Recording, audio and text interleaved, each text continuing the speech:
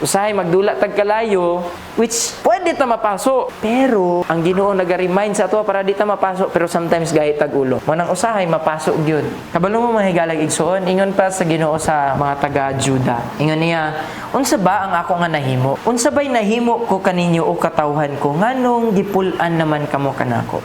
Hopefully, nga bisan unsa mo abot nga pagsulay sa imong kinabuhi dili ka mapulan. Nganuman, nganong dili ta mapulan, kabaluta sa kaulahian naatay kadaugan. Ba ninyo sa Revelation, diyan ninyo makita nga nagdaog jud ang mga anak sa Ginoo. Ano, paano ta madaog? No?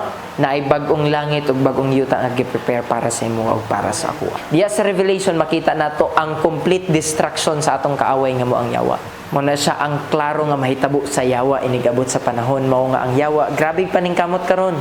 Kay para makadala siya og iyaha. Pero ang Lord nagapadala og mga magsasangyaw tigwali sa maayong nga balita para nga ang mga tawo nga iyang gipakamatyan dili malaglag, dili mawala, kun dili makabaton og kinabuhi pinaagi kang Jesus Christ.